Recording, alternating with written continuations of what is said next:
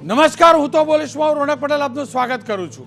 હું તો બોલીશનો આજે સતત 898મો એપિસોડ, સતત 898મા એપિસોડના બે મુદ્દા છે। પહેલો મુદ્દો છે કેનેડામાં સાચવજો। આપણા અનેક સંતાનો કેનેડામાં અભ્યાસ અર્થે ગયા છે, ત્યારે તેમના માટે સૌથી મહત્વનો મુદ્દો છે।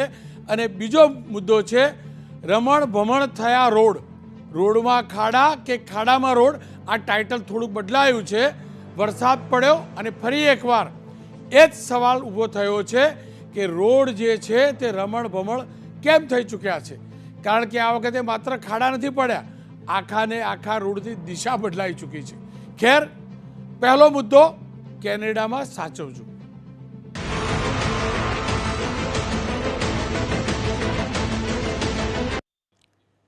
કોમ્યુનિકેશનના દોરની અંદર દુનિયા ઘણી નાની થઈ ચૂકી છે અને આપણે દુનિયાના દરેક દેશની અંદર કોઈ ને કોઈ ભારતીય પરિવાર વસેલું છે અને ભારતના એ પરિવારોએ એ દેશને પોતાનું ગણ્યું છે, કર્મભૂમિ સાથે હરમેશ વફાદારી રાખી છે। પરંતુ કેટલીક વાર એવા સંજોગો સર્જાય છે જેને લઈ સંબંધોમાં ખટાશ આવે છે એકબીજા દેશની વચ્ચે। વાત આજે કેનેડાની કરવી છે અને કેનેડાની વાત એટલે કરવી છે કે આપણા 1.25 લાખ કરતાં વધુ વિદ્યાર્થીઓ કેનેડામાં અભ્યાસ અર્થે ગયેલા છે, સાથે જ લાખો ભારતીયો કેનેડામાં વસેલા છે। કેનેડાને આપણા ભારતીયોએ કેનેડાના વિકાસની અંદર પણ એટલી જ મહત્ત્વની ભૂમિકા ભજવી છે। જોકે થોડાક દિવસોથી કેનેડા સાથેના સંબંધોમાં ખટાશ આવી છે અને ખટાશ પાછળનું કારણ છે એક ખાલિસ્તાની નેતાની હત્યા। કેનેડામાં ખાલિસ્તાની નેતા હરદીપસિંહ નિર્જરની હત્યા થઈ અને કેનેડાના પ્રાઇમ મિનિસ્ટર જસ્ટિન ટ્રુડોએ કેનેડાની સંસદમાં હરદીપસિંહની હત્યાનો આરોપ ભારત પર લગાવ્યો। સ્વાભાવિક રીતે જસ્ટિન ટ્રુડોએ લગાવેલા આ પાયાવિહોણા આરોપના કારણે કેનેડા સાથેના સંબંધોમાં ચોક્કસથી ખટાશ આવી છે।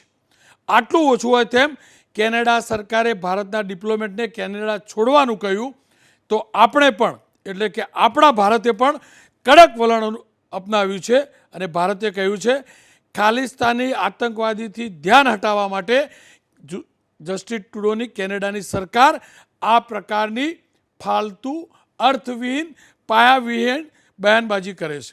ભારતે પણ કેનેડાના હાઈકમિશનરને દેશમાંથી દૂર કર્યા છે।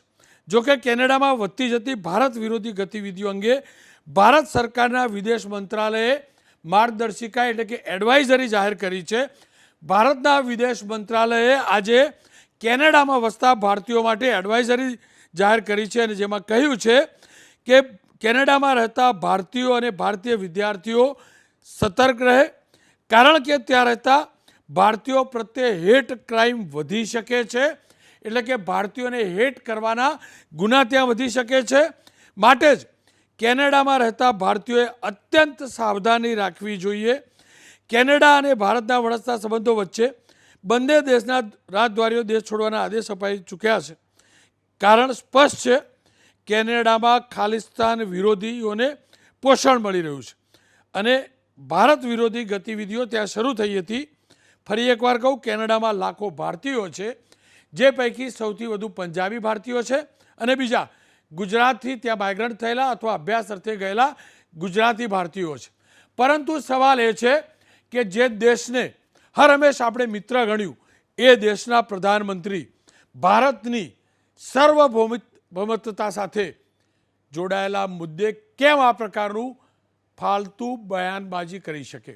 અને એના જ કારણે ભારતને હવે ચિંતા વધુ થવા લાગી છે કે આપણા ત્યાં લોકો જે વસે છે એમને સતર્ક રહેવું જોઈએ, ત્યાં પ્રવાસ કરનારા લોકોએ સતર્ક રહેવું જોઈએ, ખાસ કરીને વિદ્યાર્થીઓએ સતર્ક રહેવું જોઈએ, કારણ કે ત્યાં ખાલિસ્તાની જે ગતિવિધિઓ છે તેને ત્યાંની સરકાર પ્રોત્સાહિત કરી રહી છે અને સ્વાભાવિક રીતે ત્યાંની સરકાર પ્રોત્સાહિત કરતી હોય ત્યારે જે ભારતીયો છે તેમની સાથે હેટ ક્રાઇમ વધવાની આશંકા હોય છે, એટલે સતર્ક રહેવું જોઈએ। ચિંતા કરવાની એટલે જરૂર નથી કે આ આપણો એ જ દેશ છે જેને દુનિયાને બતાવ્યું છે।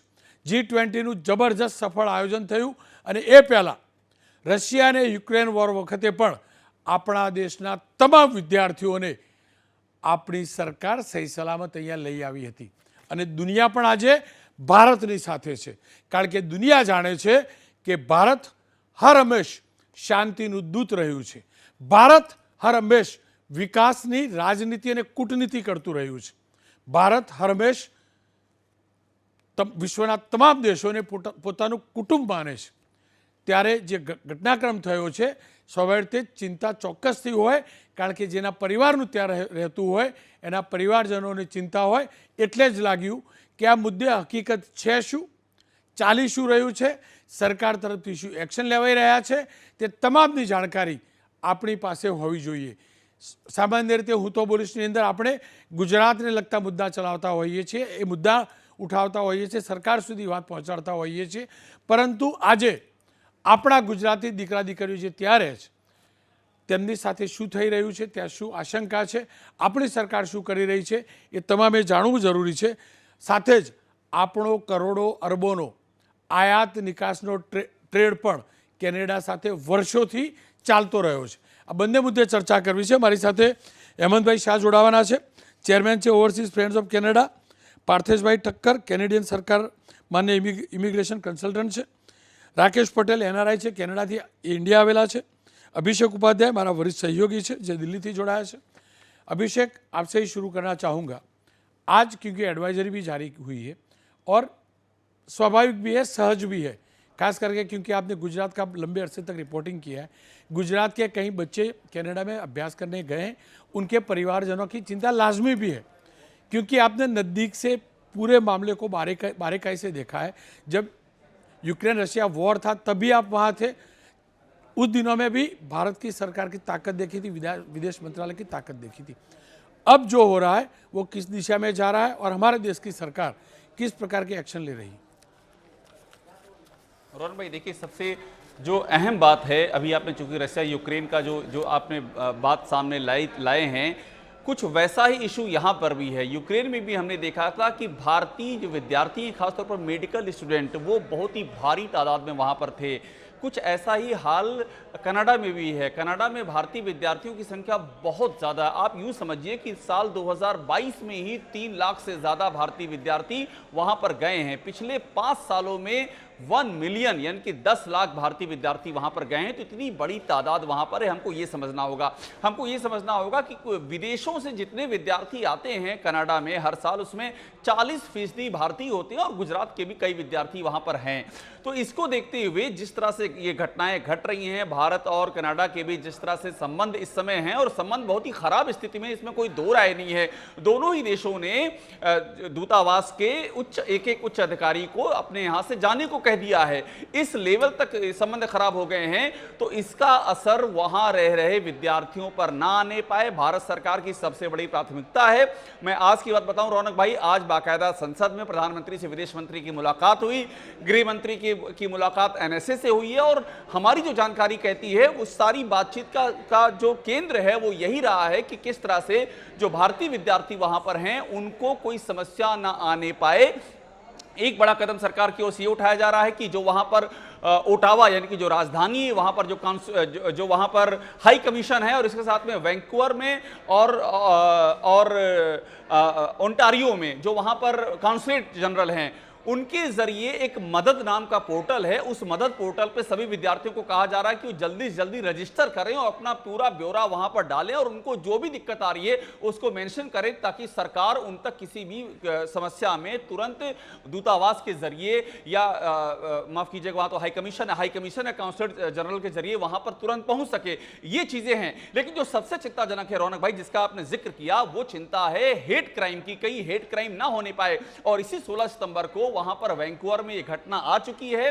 एक बस स्टैंड में एक सिख विद्यार्थी के साथ में वहां मारपीट हुई है, जिसको लेकर के वहां के काउंसलर जनरल ने बाकायदा इसको इंडिकेट किया, इस मामले को टेकअप किया है. तो ऐसी एक घटना की शुरुआत 16 सितंबर को हो चुकी है. इतने ज्यादा वहां भारतीय बच्चे हैं कि जितना ही ये मामला जितना ही ज्यादा तल्ख होता जाएगा, इस हेट क्राइम की आशंका और ज्यादा बढ़ रही है. इसीलिए भारत सरकार समय रहते वहां उचित कदम उठाने पर पूरा जोर दे रही है. लेकिन अभिषेक भाई, ये भी तो सच्चाई है, रशिया और यूक्रेन के मामले में दोनों गुटों में दुनिया के देश जो थे वो बटे हुए थे.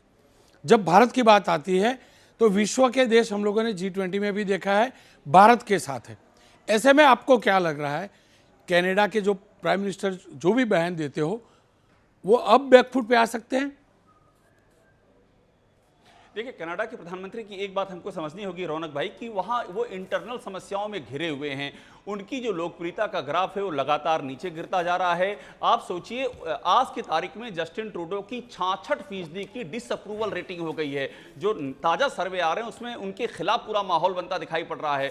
और स्थिति ये है कि वहाँ का अपना विपक्ष जो कंजर्वेटिव हैं, जो टोरी हैं, वो सवाल कर रहे हैं कि आपने भारत के ऊपर इतना बड़ा आरोप लगा दिया है, जरा तथ्य तो लाइए, सबूत तो लाइए। उनके पास कोई तथ्य नहीं है, इस मामले में कोई चार्जशीट फाइल नहीं हुई है, इस मामले में कोई अरेस्ट नहीं हुई है। तो वो खुद बुरी तरह से घिरे हुए हैं। और एक तरह से उनको ये जो मुद्दा है, चूंकि वहां पर 2% आबादी है, जो वहां की पॉपुलेशन में 2% सिख आबादी है, तो उनको लग रहा है कि इस मुद्दे के जरिए वो उस सपोर्ट को हासिल करके किसी तरह से अपना काम चलाओ मैंडेट बनाए रख सकते हैं, इसलिए वो कर रहे हैं। और जो आपने अभी जिक्र किया कि भारत का जो डिप्लोमेटिक जो पूरी पोस्चरिंग है रूस यूक्रेन को, यहां भी उसकी वो काम आ रही है। चूंकि मैं आपको बताऊं, जो 5 देश हैं उनके साथ में कोशिश की है कनाडा ने कि उनका एक ज्वाइंट स्टेटमेंट आए। ऑस्ट्रेलिया है, न्यूजीलैंड है, दूसरे देश हैं, भारत के खिलाफ एक ज्वाइंट उनका बयान आया, जो कि सफल नहीं हुआ है। आज की तारीख में जस्टिन ट्रूडो ने अमेरिका में बाइडेन एडमिनिस्ट्रेशन से बात की है, उन्होंने ऋषि सुनक से बात की है, उन्होंने एमेनुअल मैक्रों से फ्रांस से बात की है, और उन्होंने ऑस्ट्रेलिया में वहां के प्रधानमंत्री एंथनी अल्बनीज से बात की है। वो लगातार कोशिश कर रहे हैं कि ये देश इस उनके समर्थन में बयान जारी किए, ये अभी तक नहीं हो पाया है। ये भी भारत की एक बड़ी कूटनीतिक सफलता है। भारत का G20 के बाद जो एक जो रुतबा है ग्लोबल साउथ के लीडर के तौर पे जो और उभर करके आया है, कनाडा की कोशिश है कि भारत के खिलाफ इस एक घटना की आड़ में, ये जो घटनाक्रम हो रहा है, एक अंतर्राष्ट्रीय माहौल तैयार किया जा सके। ये बड़ा चैलेंज है और अभी तक हम बहुत सफलतापूर्वक इसको डील कर रहे हैं, इसमें भी कोई दो राय नहीं है। जी अभिषेक भाई, बहुत बहुत शुक्रिया। ખેર મારી સાથે પાર્થેશભાઈ જોડાયા છે। પાર્થેશભાઈ કેનેડાથી જોડાયા છે ને કન્સલ્ટન્ટ પણ છે, ઇમિગ્રેશનની આખી સિસ્ટમને જાણે છે। પાર્થેશભાઈ, જે પણ ચાલી રહ્યું છે કેનેડામાં ખરેખર શું ચાલી રહ્યું છે અને ત્યાંના પીએમનું જે નિવેદન આવ્યું તેની સાઇડ ઇફેક્ટ શું પડી શકે છે? આ જે પણ પ્રોબ્લેમ્સ કેનેડામાં અને ઇન્ડિયાની વચ્ચે ચાલી રહ્યા છે એ બધા પોલિટિકલ અને ડિપ્લોમેટિક લેવલ ઉપર જ છે। રેગ્યુલર લાઈફમાં અમે અહીંયા એવરીડે જે આપણે ફરીએ છીએ અહીંયા કે બીજા લોકો સાથે ઇન્ટરેક્ટ કરીએ છીએ, એમાં એની કોઈ ઇમ્પેક્ટ નથી। આ બહુ ઇમ્પોર્ટન્ટ વસ્તુ સમજવાની જરૂરી છે કે જે પણ એડવાઇઝર એકબીજાની સામે બહાર પાડે છે, કે જે પણ ડિપ્લોમેટ્સને પાછા જવાનું કહે છે, એ બધી જે ટસલ વર્ડ આપણે યુઝ કરી શકીએ, કે જે ઓલ્ટરકેશન યુઝ કરી શકીએ, that is happening at political level. Problem political લેવલનો છે, એને નીચેના લેવલ સુધી લાવવાનો કે આવવાનો કોઈ સ્કોપ અત્યારે દેખાતો છે નહીં, અને એવું કશું લાગતું પણ નથી। કારણ કે કેનેડાની વર્લ્ડ વાઇડ રેપ્યુટેશન પણ એક ઇન્ડિયા જેવી છે કે એ પીસફુલ કન્ટ્રી છે અને ક્યારેય કોઈ પણ કન્ટ્રી સામે એટેક કરતું નથી કે ક્યારેય કોઈ પણ જગ્યાએ ઇન્વોલ્વ થતું નથી। અને કેનેડાને પણ જો દરેક દેશમાંથી ટોપ ટેલેન્ટ એની તરફ એટ્રેક્ટ કરવું હશે અને ગ્રો કરવું હશે, તો એને પણ આ ઇમ્પ્રેશન મેન્ટેન રાખવી જ પડશે। એટલે એ ક્યારેય કોઈ પણ કમ્યુનિટી સામે, કોઈ પણ પોતાના દેશમાં રહેલા લોકોની સામે કોઈ પણ પ્રકારનું નેગેટિવ એક્શન લેવાય એવું એ ક્યારેય નહીં છે, કારણ કે એના કારણે એમની પણ ગ્લોબલ રેપ્યુટેશનને ઇફેક્ટ થઈ શકે એમ છે। માટે જે પણ થઈ રહ્યું છે ખોટું થઈ રહ્યું છે, કોઈને આવું ગમતું નથી હોતું, વી અન્ડરસ્ટેન્ડ ધેટ, બટ અહીંયા એના કારણે કોઈ પ્રકારનો ક્રાઇમ થાય કે કોઈ પ્રકારની પ્રોબ્લેમ્સ થાય કે ગુજરાતી સ્ટુડન્ટ્સને કોઈ ઇફેક્ટ થાય, એવા કોઈ પણ પ્રકારના રીઝન્સ કે ચાન્સીસ દેખાતા નથી। એટલે આ જે પણ થયું છે એને આપણે આપણી એવરીડે લાઈફમાં લાવવા કરતાં આપણે આપણું જ કામ કન્ટિન્યુ કરીએ, એવું હું સ્ટુડન્ટ્સને એડવાઇસ કરીશ કે તમે તમારી જોબમાં કે તમારી સ્ટડી પર ફોકસ કરો। આ પોલિટિકલ ડિસ્કશનમાં પડવાની કોઈ જરૂર નથી, બટ કે રહેવું જોઈએ અને બધા જ રહેવું જોઈએ। અને નોટ નેસેસરીલી કે આ ઇવેન્ટ બની છે એટલે રહેવું જોઈએ, તમારે એમને પણ રહેવું જ જોઈએ, પણ એવું કોઈ એક્સ્ટ્રીમ લેવલ સુધી આ સિચ્યુએશન પહોંચે એવા કોઈ જ સ્કોપ અત્યારે દેખાતા નથી। એના ઘણા બધા રીઝન્સ છે અને એના કારણે થઈને કેનેડા ક્યારેય એવું નહીં કરે, બિકોઝ એમને પણ, તમને કદાચ ખ્યાલ ના હોય તો કહી દઉં કે એજ્યુકેશન ઇન્ડસ્ટ્રી જે કેનેડાની છે એને પણ એ લોકો એક એક્સપોર્ટ સર્વિસીસ તરીકે જુએ છે। અને કેનેડા ટોપ 3 કે ટોપ 5 ઇન્ડસ્ટ્રીઝ કે જેમાંથી એમને બાકી રેવન્યુ કેનેડામાં આવે છે તો એ એજ્યુકેશન છે। તમને એક ઇમ્પોર્ટન્ટ ઇન્ફોર્મેશન પણ આપીશ, બધાને બહુ જાણીને આશ્ચર્ય થશે। ઓન્ટારિયોમાં 24 કોલેજીસ છે કે જેમાં લગભગ 70 થી 80 હજાર સ્ટુડન્ટ્સ ભણતા હોય છે at any point of time. તો એમાંના મોટાભાગના જે ડોમેસ્ટિક સ્ટુડન્ટ ભણે છે એમને કેનેડાની ઓન્ટારિયોની ગવર્મેન્ટ ફંડ કરતી હોય છે, એ ફંડનું એક કોન્ટ્રીબ્યુશન હોય છે। આ વખતે પહેલી વખત એવું થયું છે કે ઇન્ડિયાના સ્ટુડન્ટ જે ઇન્ટરનેશનલ સ્ટુડન્ટ્સ હોય છે એ પૂરી ફી ભરતા હોય છે, એ કોઈ ફંડિંગ નથી લેતા કારણ કે કેનેડાની ગવર્મેન્ટ ઇન્ટરનેશનલ સ્ટુડન્ટને પૈસા નથી આપતી. તો ઇન્ડિયાનો સ્ટુડન્ટ પૂરી ફી ભરશે, કેનેડાનો સ્ટુડન્ટ સબસિડાઇઝ ફી ભરશે. તો એ જે કોન્ટ્રીબ્યુશન છે, જે ગેપ છે, એ જે ઓન્ટારિયો ગવર્મેન્ટ ભરે છે જે સબસિડી, એના કરતાં પણ ઇન્ડિયન સ્ટુડન્ટનું કોન્ટ્રીબ્યુશન ઓન્ટારિયોની ગવર્મેન્ટ કરતાં પણ આ વર્ષે વધી ગયું છે. આ એક બહુ મોટી વસ્તુ છે. તો જ્યારે આટલો મોટો રેવન્યુ સોર્સ એમને મળતો હોય અને એક યંગ વર્કફોર્સ કન્ટ્રીમાં આવતી હોય, તો એ ક્યારેય એવું સેલ્ફ સબોટેજિંગ એક્શન નહીં લે, આ એક સુસાઇડલ એક્શન કહેવાય, એ નહીં લે અને એવું કશું જ નહીં કરે. એટલે એવી કોઈ ચિંતા કરવાની જરૂર નહીં. જે પણ થયું છે ટેમ્પરરી છે અને એ જતા સમયે સોલ્વ પણ થઈ જશે. આપ જોડાયેલા રહેજો.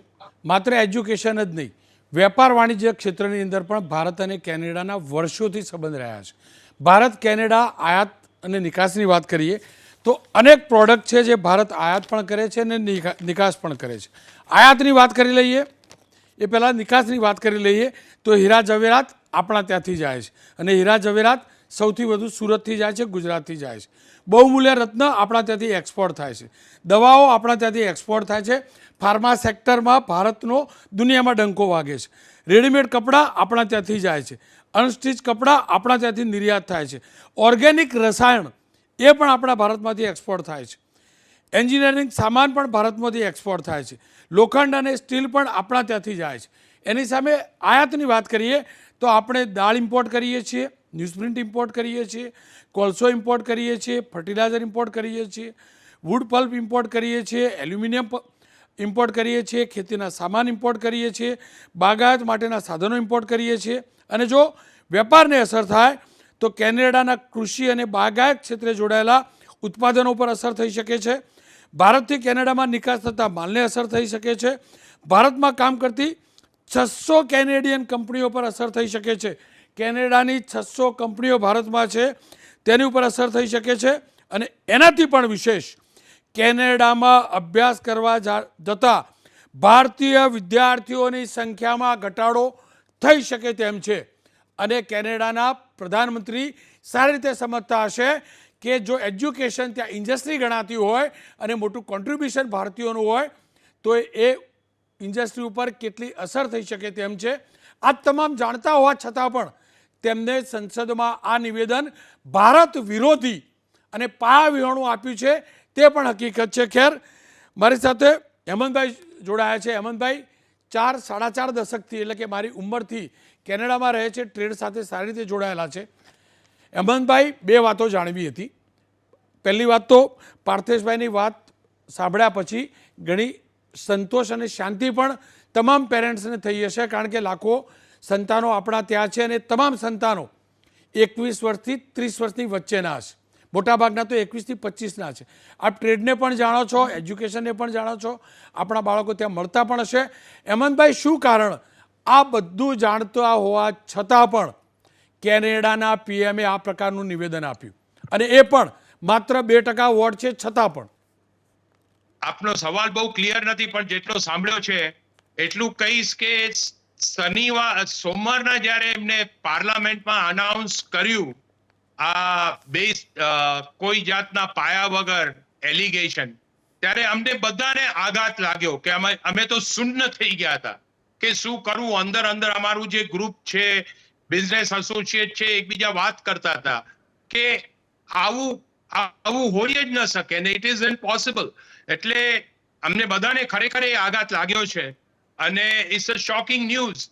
અને એક બીજી વસ્તુ કે એમણે જે પછી બીજે દિવસે એમણે જે સ્ટેટમેન્ટ રિટ્રેક્ટ કર્યું છે જે યુએસમાં જઈને, એટલે મને લાગે છે એમને પોતાની કે એમના એડવાઇઝરો એમને સલાહ આપી હશે કે તમે જરા 1 સ્ટેપ અહેડ ગયા. જો તમારે જો આ વાત હતી ને કરવી હતી તો આ પ્રાઇવેટલી વાત કરવી હતી. પણ એક અમારા માટે એક શોકિંગ ન્યૂઝ આવ્યા સોમવારના. હેમંતભાઈ, આપણી સરકાર એકદમ ક્લિયર છે ને આપનો ઓડિયો બહુ ક્લિયર નથી. જી હેમંતભાઈ, આપણી સરકાર સ્પષ્ટ છે અને ક્લિયર પણ છે. આપણે શાંતિને માનીએ છીએ, એમાં આખી દુનિયા જાણે છે. છતાં પણ આ પ્રકારનું નિવેદન આવ્યા બાદ ટ્રેડ ઉપર શું ફરક પડશે? હું કેનેડા માટે એટલું કહીશ, કેનેડા ઇન્ડિયા માટે, કારણ કે મેં આટલા વર્ષો 49 વર્ષ ટ્રેડ જ કર્યું છે. અને Canada India has a solid strong relationship trade માટે છે. અને જે મોદી સાહેબ આવ્યા પછી જે ટ્રેડ વધ્યું છે એ ટ્રેડને ધ્યાન રાખવાની જરૂર છે. કારણ કે કેનેડિયન ઘણી કંપનીઓ આજે ઇન્ડિયામાં છે. આજે તમે જે મેટ્રો ચલાવો છો, બંબાઈડર, એ કેનેડિયન કંપની છે. ગુજરાતમાં મિકેન ફૂડ છે. એવી રીતે કેનેડાનું ઘણું ઇન્વેસ્ટમેન્ટ, કેનેડિયન પેન્શન પ્લાન છે, ક્વિબેકનું પેન્શન પ્લાન છે, ટીચર એસોસિએશનનું પેન્શન પ્લાન છે, બધું ઇન્વેસ્ટમેન્ટ કેનેડાનું ઇન્ડિયામાં છે. એટલે કેનેડાએ આ વસ્તુને બી ખ્યાલ રાખવાની છે કે આ કેનેડા ઇન્ડિયાના ટ્રેડમાં બહુ મોટો ધક્કો પહોંચશે. અને મેં એક પોઈન્ટ તૈયાર કર્યા છે કે India is the largest democracy, 5 જીડીપીમાં નંબર 5 આવી રહી છે, સુપર પાવર છે. કેનેડાને આવા પાર્ટનરની જરૂર છે. એટલે આ પોલિટિક્સને હમણાં બાજુમાં રાખો, તમે રાજકીય મુદ્દાને બાજુમાં રાખો અને ફોકસ ઓન અ ટ્રેડ. ટ્રેડમાં જેટલું ફોકસ કરશો એટલું આપણે સક્સેસફુલ થઈશું. આ પોલિટિક્સ તો પોલિટિક્સની જગ્યાએ રમાતી રહેશે. એ જ રિક્વેસ્ટ અમે બી અહીંયા પ્રાઇમ મિનિસ્ટર અને ગવર્મેન્ટને કરી રહ્યા છીએ. મારી સાથે રાકેશભાઈ પણ જોડાયા છે. રાકેશભાઈ પણ 1.5-2 દશકથી કેનેડામાં સેટલ છે અને સુરત આવેલા છે પોતાના વતનની અંદર. રાકેશભાઈ, જે પણ સમાચાર તમે સાંભળતા હશો, વિદ્યાર્થીઓના સાથેના તમારા સંપર્ક પણ હશે અને સ્વાભાવિક રીતે જ એમના પરિવારજનો સાથે પણ સંપર્ક હશે. આ સમાચાર આવ્યા બાદ ભારતની સરકાર એલર્ટ પણ છે, ભારતની સરકારે એડવાઇઝરી પણ જાહેર કરી છે. આપનો શું અનુભવ રહ્યો છે? કેટલી ચિંતા કેનેડામાં રહેતા ભારતીયોને થાય, કેટલી ચિંતા એ વાલીઓને થતી હોય છે જે તમારા સંપર્કમાં રહેતા હશે, જેમના સંતાન કેનેડામાં રહે છે? જો બંને દેશોમાં જે સંબંધોમાં ખટાશ આવી છે તે બહુ દુઃખની વાત છે. અને આ જે ખટાશ વધી છે એનું આપણે 7 લાખ સ્ટુડન્ટ જે અત્યારે કેનેડામાં અભ્યાસમાં આવ્યા છે ભારતના, તો એક ચિંતાનો વિષય તો બને છે. અને જે હેડ ક્રાઇમની જે વાતો સંભળાય છે સ્ટુડન્ટોને, તો આમ તો બંને દેશો ડેવલપિંગ કન્ટ્રી છે અને ત્યાં એવી કોઈ ગભરાવાની કે પેનિક થવાની જરૂર નથી. કેનેડામાં આપણે જે અત્યારે નવરાત્રિની સિઝન છે, તો નવરાત્રિ પણ સારી રીતે 70 ગરબા ઓર્ગેનાઇઝેશન અત્યારે ત્યાં ચાલી રહ્યા છે. અને દરેક ગરબામાં 4 થી 5 હજારનું ક્રાઉડ પણ હોય છે. અને એવું કંઈ એકદમ કંઈ પેનિક થવાની જરૂર નથી. ને અમે ત્યાં છે જ, હું ઘણા એસોસિએશનથી જોડાયો છું, તો કોઈને પણ કંઈક એવી કંઈ તકલીફ હોય તો અમારો સંપર્ક કરી શકે છે. અને જે ગભરાટ છે તે નથી, એક પોલિટિકલી ઇસ્યુને ખટાશ ભર્યા સંબંધો તો છે જ, પણ બહુ પેનિક થવાની જરૂર નથી. અને બીજો બંને ડેવલપિંગ દેશ છે, સારી રીતે સરકાર આનો કંઈક સારો રસ્તો લાવશે એવી મને આશા છે. રાકેશભાઈ, ત્યાંના સિટીઝન અને ભારતીયો, એટલે કે ખાસ કરીને આપણા ગુજરાતીઓ, એ વચ્ચેના સંબંધો હંમેશ કેવા રહેલા છે? ત્યાંના સિટીઝન અને ભારતીયો એટલે એકદમ સુમેળભર્યા સંબંધો છે. તમે જો તો દરેક તહેવાર આપણે જો જેમ ઇન્ડિયામાં ઉજવીએ છીએ એવા જ રીતે ત્યાં પણ ઉજવીએ છીએ. ગણપતિ હોય કે અત્યારે નવરાત્રિ હોય કે આપણી દિવાળી હોય, એટલે કોઈ ત્યાં પેનિક થવાની, હું ત્યાં એઝ એ રહું છું ઘણા વર્ષોથી, તો મેં આવું કંઈ જોયું નથી કે ત્યાં એકદમ આવું કંઈક હેડ ક્રાઇમમાં નાના મોટા ઇસ્યુ થતા હશે. અને અત્યારે જે આ સરકારે એક બનાવ, એટલે જે પેલા ભાઈએ કીધું એ હિસાબે શોકિંગ નિર્ણય લીધો. અને જે હિસાબે સંસદમાં જે પણ પાયા વિહોણા જે ભારત સરકાર કહી રહી છે એ પ્રમાણે જેની એમને સ્પીચ આપી, તેનું થોડુંક નેગેટિવ ઇમ્પેક્ટ પડશે. પણ મારા ખ્યાલથી બંને દેશો સારું સમજે છે રાજકારણ, તો આનો સારી રીતે એનો રસ્તો લાવશે એવી મને આશા છે. અને બીજું ખાસ કરીને સ્ટુડન્ટોએ કોઈ પેનિક થવાની જરૂર નથી. અને એ લોકો હાર્ડવર્ક કરે છે પોતપોતાના જોબને. ભારતના એમાં ખાસ કરીને ગુજરાતી જે એનું કોન્ટ્રીબ્યુશન એકદમ, આપણી પ્રજા શાંત અને બિઝનેસ માઇન્ડેડ છે, તો કોઈ પેનિક થવાની જરૂર નથી. જી રાકેશભાઈ, ખેર એ પણ હકીકત છે કે માત્ર ટ્રેડ ને એજ્યુકેશન નહીં, સાંસ્કૃતિક રીતે પણ આપણે જોડાયા છીએ. કીર્તિદાન ગઢવી એ પણ કાર્યક્રમ કરવા ત્યાં ગયા છે. ત્યાં નવરાત્રિ અત્યારથી શરૂ થઈ ગઈ છે, વીકેન્ડ ઉપર સેલિબ્રેશન થતા હોય છે. અને મને જે જાણકારી મળી છે એ આજે પણ એ જ પ્રકારે, એ જ ભાવનાથી, એ જ લાગણી, એ જ ઉત્સાહ સાથે સેલિબ્રેશન થાય છે. પાર્થેશભાઈ, આપની જોડેથી જાણી લો અંતમાં ઓવરઓલ આ સ્થિતિ ક્યાં સુધીની રહેશે અને કોઈ વિદ્યાર્થીને તકલીફ હોય, જો કે મારા સંવાદદાતાએ ચોક્કસથી કહ્યું કે પોર્ટલ પણ છે, તો આપણા ભારતીય વિદ્યાર્થીઓએ શું કરવું જોઈએ અને એમના પેરેન્ટ્સને જે પણ ચિંતા થતી હોય એ ચિંતાનું નિવારણ શું હોઈ શકે? ઓકે, સો પહેલી વસ્તુ કે કોઈ પ્રોબ્લેમ થવાનો નથી. આ ક્યારે સોલ્વ થશે એ તો ડેફિનેટલી હું ના કહી શકું, બીકોઝ એ ગવર્મેન્ટનો પોતાનો ઇસ્યુ છે. એવું પણ બને કે ઇન્ટરનલી એકબીજાની ઉપર બ્લેમ ગેમ થોડી લાંબી પણ ચાલે. પણ મને એટલી ખબર છે કે બંને દેશોનું જે ઓવરઓલ મેનેજમેન્ટ છે એ એટલું તો સ્માર્ટ છે. ઇન્ડિયાનો આમાં મને એપેરેન્ટલી આપણી ઇન્ડિયન ગવર્મેન્ટનો તો કોઈ જ ફોલ્ટ દેખાતો જ નથી. મને એવું લાગે છે કે જે પણ ભૂલ થઈ છે એ કેનેડા તરફથી થઈ છે. પણ હવે જે પણ થયું છે એ આપણી બધાની સામે જ છે.